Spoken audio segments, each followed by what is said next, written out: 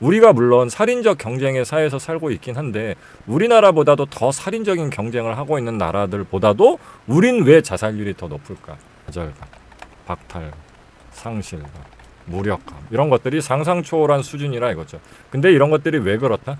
뭐 결혼이라든가 뭐 취직이라든가 이런 식의 살인적 경쟁 때문이 아니라 불필요한, 무의미한, 쓰잘데기 없는 비교 의식들이 엉뚱한 데서 24시간 작용하고 있기 때문입니다.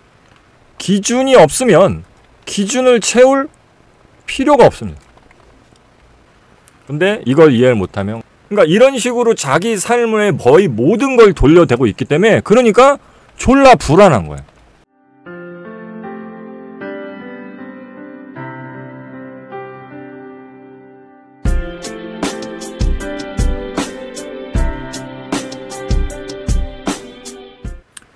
지구상에 존재하는 모든 심리치유의 모델에는 항상 두 가지가 들어가 있다. 첫 번째, 문제와의 싸움을 중지하라. 두 번째, 문제에 부여하는 중요성의 의미를 낮추어라. 그래서 어떤 음식 관련해서 어려움을 겪는 모든 분들은 플러스 쪽이든 마이너스 쪽이든 이거 관련해서 어떤 중요성의 의미를 자꾸 부여하고 있다는 걸 알 수 있습니다.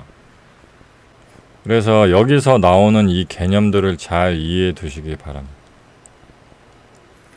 허전함은 불안의, 불안증의 치료제다.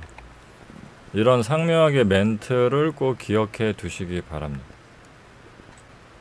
그러니까 대한민국 정서에서는 음식 남기면 왠지 죄 짓는 것 같고 찝찝하고 지옥 가고 옛날 어른들이 그런 얘기 했잖아. 농사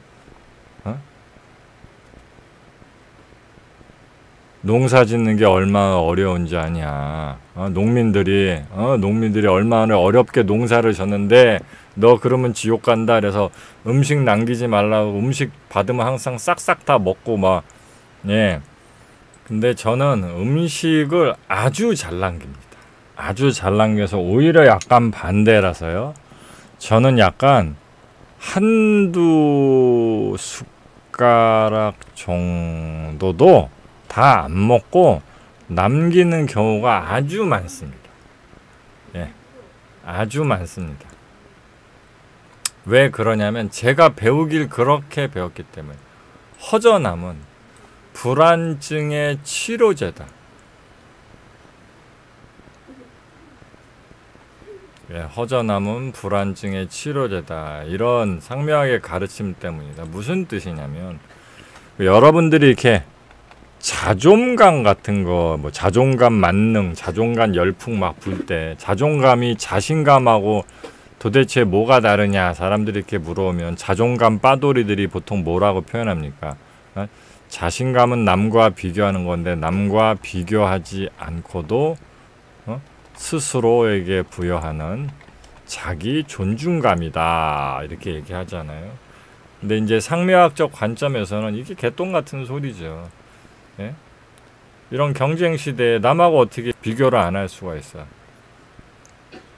키가 크다 작다라는 개념은 나 혼자서는 의미가 없는 거고 다른 사람과 비교해서 누구보다 키가 크다, 누구보다 키가 작다, 평균보다 키가 크다, 평균보다 키가 작다 이렇게 남과 끝없이 비교를 할 수밖에 없는 개념인데요. 이런 개념은 철저하게 상명학에서 얘기하는 상황자아처럼 상황 가치의 개념이기 때문에 비교가 필요하고 경쟁이 필요하고 승리가 필요하고 이런 개념들일 때 부여되는 겁니다. 부여되는 겁니다. 예를 들어서 어떤 사람이 물을 먹습니다. 이거 여러분들 오늘 이 개념을 잘 이해해 두시면 평생 별다른 다이어트를 안 하셔도 저절로 됩니다. 저절로. 여러분들이 물을 먹는데 보통 여러분도 요즘에 정수기에서 물 따라 먹죠? 이제 컵 대고 컵 대고 버튼 누르면 정수기에서 물이 쭉 나오잖아요. 근데 일반 사람들은 정수기 밑에서 물 대고 먹을 때 어떻게 먹습니까? 그냥 적당히 물이 컵에 담겼으면 먹습니다.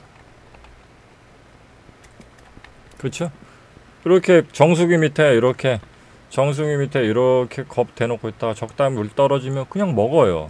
멀쩡한 사람은 이렇게 합니다. 근데 가끔 가다가 심리적으로 문제가 있는 사람들은 어떻게 하냐면 무슨 초수를 센다거나. 그래서 뭐 여기 계신 분들 중에 있을지도 몰라요. 뭐 하나, 둘, 셋, 넷, 다섯, 여섯, 일곱, 여덟, 아홉, 열.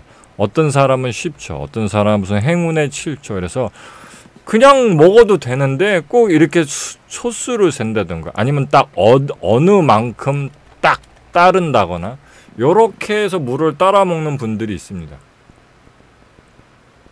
커피는 7초? 커피는 7초입니까? 이러신 분들이 있어요. 현대에 되게 많습니다.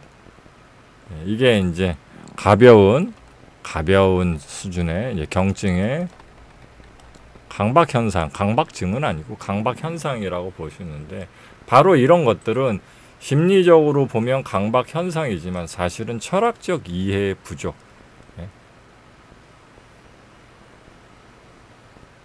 철학적 힘의 부족입니다. 이게 무슨 뜻이냐면 이게 지금 누구하고 어떤 비교를 하거나 경쟁을 하거나 승리를 해서 높은 가치가 필요한 상황이 아니잖아요. 그렇죠? 그런데 우리는 전혀 경쟁이나 비교나 승리나 가치가 필요 없는 상황에서도 뭔가의 기준을 기준을 가지고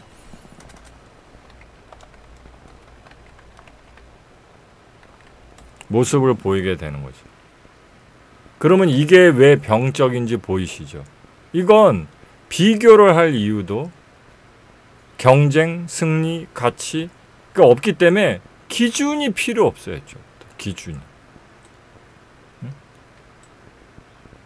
근데 반대로 얘기하면 기준이 없으면 기준을 채울 필요가 없습니다.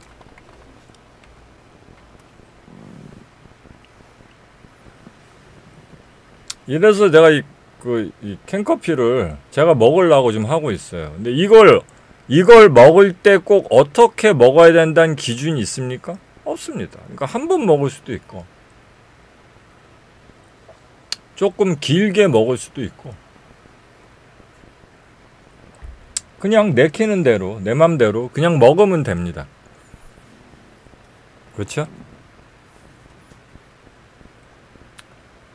근데 이런 게 왜 필요하냐? 이렇게 기준이 필요 없을 땐 굳이 기준을 가질 필요가 없고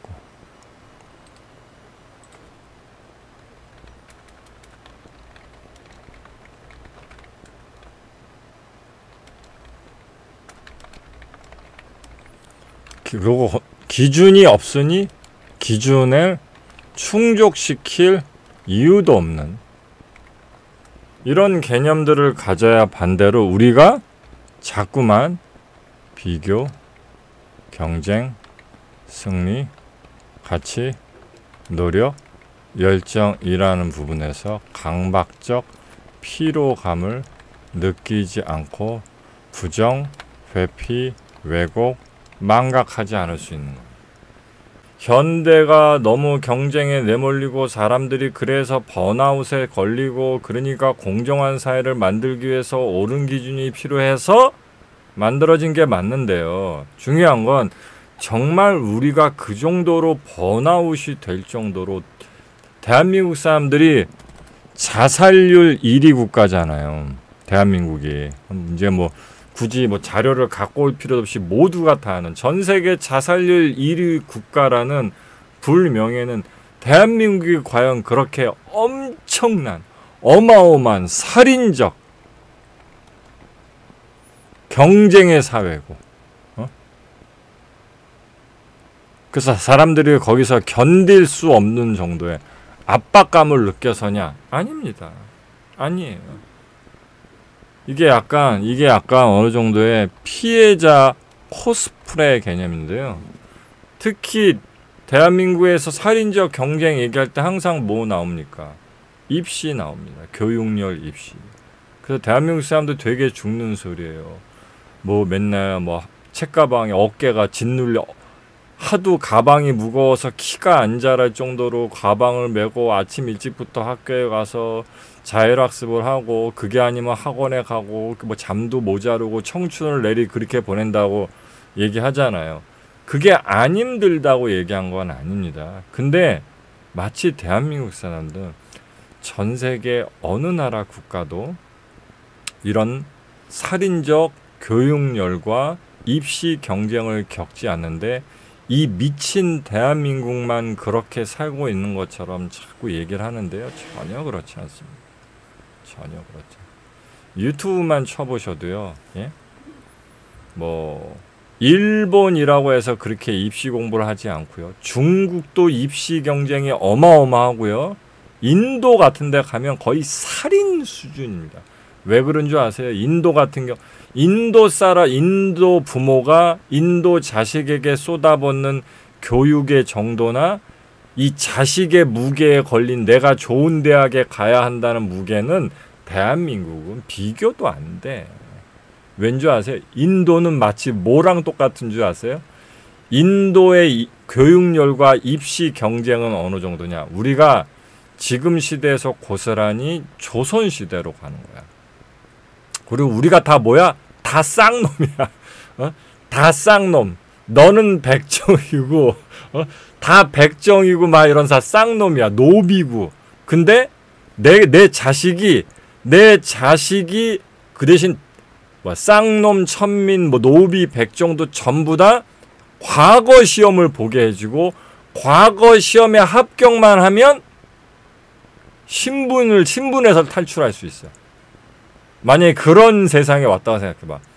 옛날에 조선시대에는 부모가 쌍것이면 자격을 안 줬지만 부모가 쌍것이라도 자녀가 공부를 잘해서 과거 시험에 합격하면 양반이 될 수 있고 잘 떵떵거리고 잘 살 수 있고 시험도 볼 수 있게 해준다 그러면 조선이 어떻게 됐을 것 같아?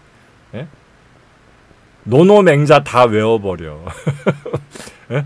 대한민국 사람 그 정도 되잖아요. 조선시대 사람들 노노맹자 정도는 그냥 책을 다 씹어버려. 다 외워버리지. 그러니 인도가 얼마나 교육열이 뜨겁고 입시 경쟁이 치열하겠습니까? 상상 초월할 수준이죠. 상상 초월할 수준. 근데 실제적으로 자살률은 우리나라가 더 높아. 자살률은 우리나라가 훨씬 높다고. 지금 몇 년째 계속 자살률 1위 국가라고. 그러면 뭔가 우리가 물론 살인적 경쟁의 사회에서 살고 있긴 한데 우리나라보다도 더 살인적인 경쟁을 하고 있는 나라들보다도 우린 왜 자살률이 더 높을까? 그래서 저는 그걸 얘기해요. 소위 얘기하는 비교의식, 올려치기, 반대로 후려치기. 이런 거를 이런 어떤 좌절감, 박탈감, 상실감, 무력감 이런 것들이 상상 초월한 수준이라 이거죠. 근데 이런 것들이 왜 그렇다? 이런 뭐 입시 경쟁이라든가 뭐 결혼이라든가 뭐 취직이라든가 이런 식의 살인적 경쟁 때문이 아니라 불필요한, 무의미한, 쓰잘데기 없는 비교 의식들이 엉뚱한 데서 24시간 작용하고 있기 때문입니다. 여기 써있죠? 기준이 필요 없는 사항들이 되게 많습니다. 삶에서. 제가 말씀드렸지만 제가 지금은 이쪽으로 기울이고 있어야 되는지 이쪽으로 기울이고 있어야 되는지 그런 기준은 필요 없습니다. 음료수 먹을 때 한 모금 먹든 두 모금 먹든 몇 미리를 마시든 기준이 없습니다. 이런 건 기준이 필요 없습니다. 이렇게 기준이 필요 없을 땐 기준을 가질 필요가 없고요. 기준이 없으니까 뭔가를 그 뭔가의 기준을 충족시켜야 될 이유도 없습니다. 그냥 내 마음대로인 겁니다. 근데 이걸 이해를 못하면 갑자기 정수기에서 컵을 따를 때 초수를 세고, 심지어 라면 불을 끌 때도 라면의 면발의 정도를 꼭 체크를 하고 이러신 분들이 있어요. 이런 것의 음식 버전의 강박 현상이 뭐냐? 예, 그릇에 담은 음식을 다 먹어야 한다는 사고입니다. 이게 여러분들은 당연하게 생각하셨지만 여러분들이 어디 가서 무슨 푸드 파이터가 돼서 담겨진 모든 음식을 다 먹어야만 하는 직업을 가진 것도 아니고요. 그런 어떤 기준에 충족되는 삶을 살아야 되는 분들도 아니에요. 그러니까 그저 우리 앞에 어떤 음식이 차려졌고 그릇에 담겼으면 그냥 그릇에 담긴 거고 그냥 차려진 것 뿐입니다.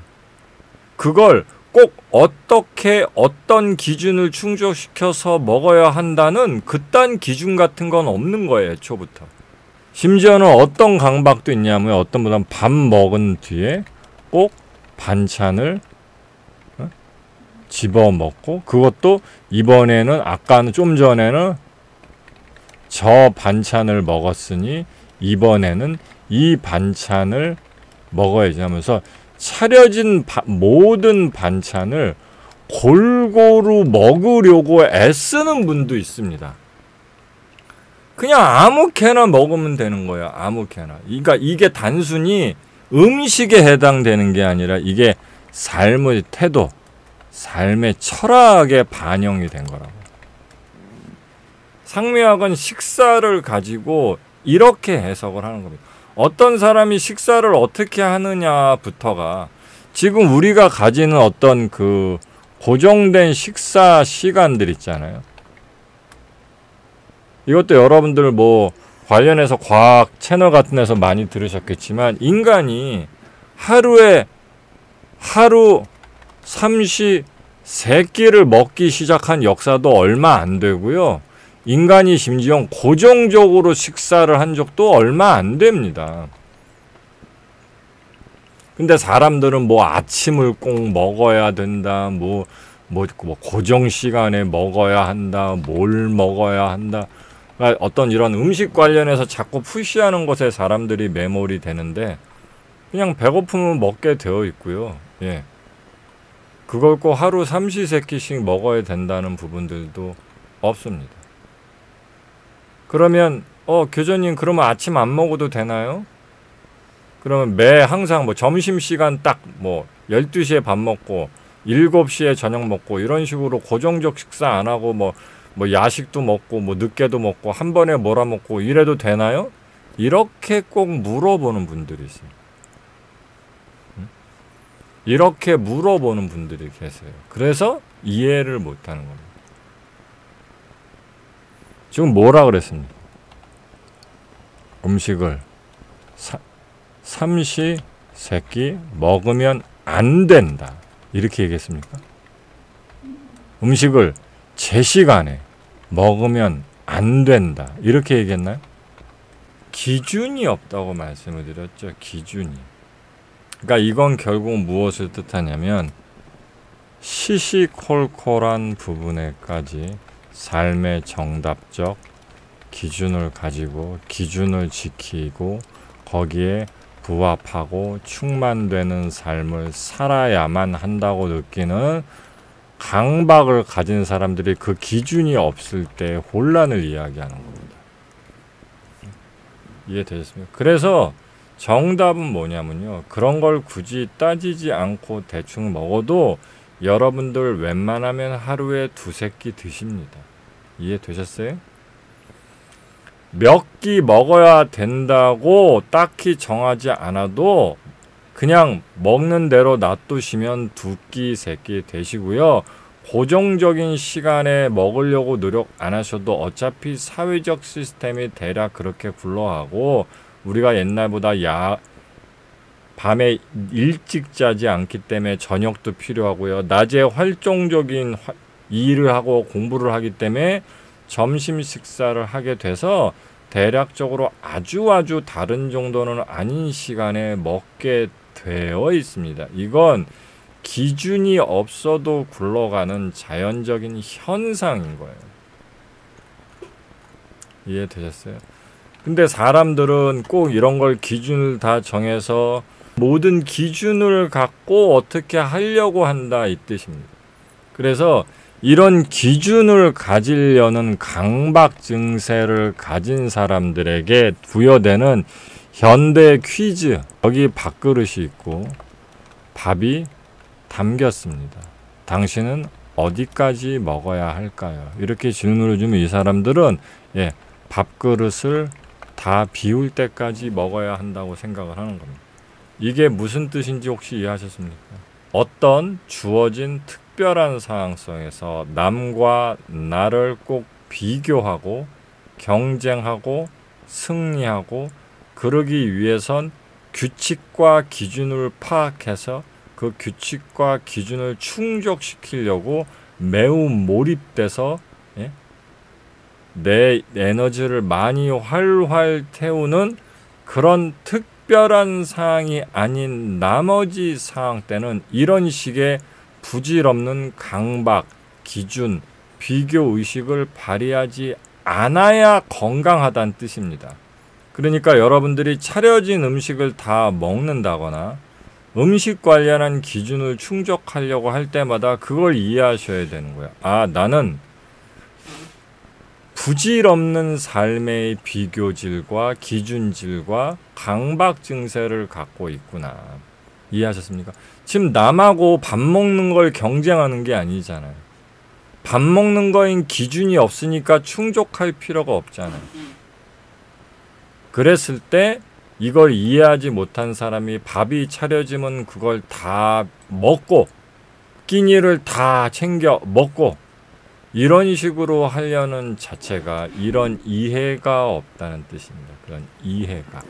그래서 사람들이 자꾸 부정, 회피, 왜곡, 망상하는 방어 기제를 통해서 자기의 무기력을 탈출하려고 하는 겁니다. 왜 그러냐면 24시간 기준 충족의 미션 상태로 살고 있기 때문입니다. 그러니까 도망치고 싶은 거죠. 실제로 자기가 살고 있는 삶이 지옥인 게 아니고요. 자기가 자신을 지옥으로 만들고 있는 겁니다. 우리가 밥 먹는 건 미션이 아니에요. 숙제도 아니고요. 경쟁도 아니고 어떤 그걸 잘한다고 해서 승리도 아닌 겁니다. 그건 그냥 이러면 이런 대로 저러면 저런 대로 대충 이렇게 때우고 살면 되는 거예요. 그러니까 스스로가 이렇게 셀프 지옥으로 만드는 겁니다. 그래서 거기에 상징적으로 뭔가 좀 남긴다거나 음식을 남긴다거나 또는 아직 배가 꽉 들어찬 정도는 아니야. 약간 모자른 것 같아. 이 상태에서 그걸 그냥 툭 하고 숟가락을 내려놓는 것. 이게 되면 이런 현상, 이런 걸 실천하게 되면 뭐가 생기냐면 허전함이 생깁니다. 왜 허전하냐면 기준은 없지만 실제로 존재하는 기준은 없지만 왠지 기준이 있고 그 기준을 다 채우지 못하고 기준을 부합시키지 못한 그런 허전함이 생긴단 말이에요. 급식 때 1등으로 먹게 되게. 그러니까 항상 자기 삶에서 뭔가 이렇게 좀 다 기준을 채우지 못했음. 허전함, 부족함 이런 것들이 항상 생긴단 말이에요. 근데 이게 음식적으로 한다면 약간의 배고픔 내지는 가득 배부르지가 못함 이런 증상이 되는데 이게 그래서 뭐가 된다고요?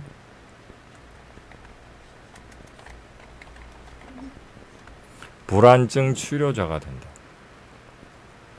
그 자체가 늘 항상 뭔가 다 채우지 못하고 꽉 채우지 못하고 완성하지 못한 그런 상태의 감정을 자신한테 항상 주게 되거든요. 그러니까 불완전한 상태를 그냥 습관화하는 훈련 같은 겁니다. 그래서 이런 사람들은 심하게 병리적 불안감을 느끼지 않습니다. 왜냐? 늘 불안한 게 약간 정도 불안하거나 허전한 상태가 안정상태야. 그게 안정상태. 그래서 삶에서 항상 뭔가 늘 꽉 채워 넣는 게 뭔가 오히려 약간 틀린 것 같은 기분을 이 사람들은 갖고 있어요. 그래서 이런 것들이 나머지에 그대로 다 연관이 됩니다. 그래서 제가 항상 옛날 여행 때도 여러 번 말씀드렸던 이런 거지 근성하고도 이게 연결이 돼요. 시간도 보면 거지처럼 시간을 쓰시는 분들이 있어요. 뭐냐면 이게 특히 이제 성인이 돼서 데이트 같은 거 해보죠. 어차피 뭐 바쁜 업무나 이런 일과에 내몰리는 건 어쩔 수 없이 시간을 타이트하게 쓸 수밖에 없죠. 왜냐하면 상황상 그러니까. 근데 이거는 비교하고 경쟁하고 승리하고 미션 완수하고 기준 충족하고 그럴 수밖에 없는 어떤 특별한 예외적 상황이니까 그럴 수밖에 없는 건데요. 근데 그냥 자기의 개인 시간이야.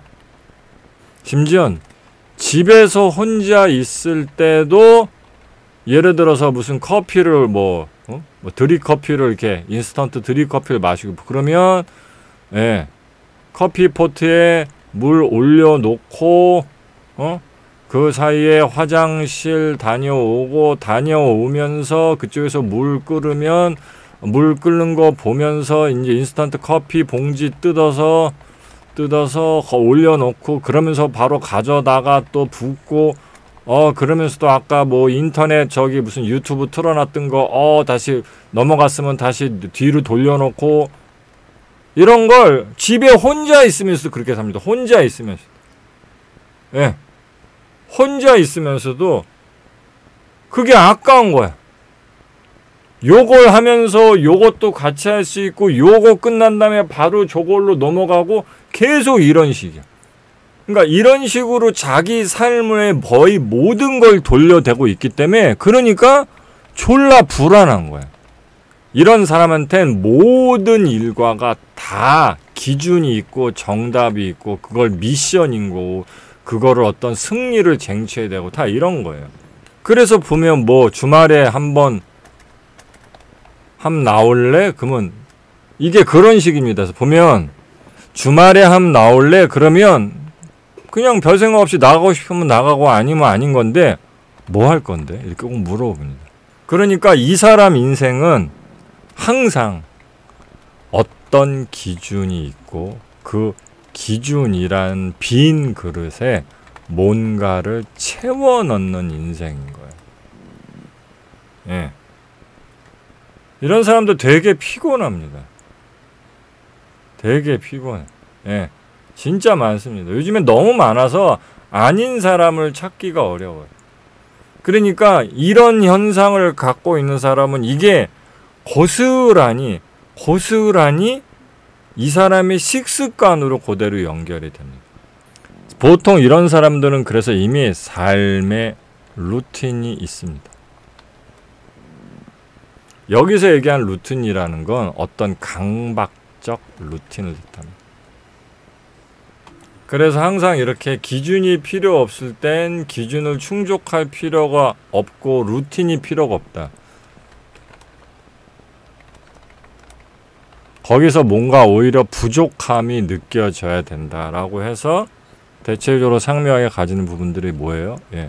뭐를 열심히 할 때 아무것도 안 먹습니다. 그래서 허전함, 즉 기준이 없는 허전함이든 기준, 루틴, 패턴이 없는 허전함이든 또는 없어도 있는 것 같아서 채워야 되는데 다 못 채워서 허전한 거든. 예를 들어서 식사인데 남겼어. 다 안 먹고. 또는 아무것도 안 먹고 안 마시면서 이야기를 해. 이런 뭔가 허전하잖아. 뭔가 허전하죠. 이런 허전함이 다 뭐가 된다? 불안증 치료제가 돼.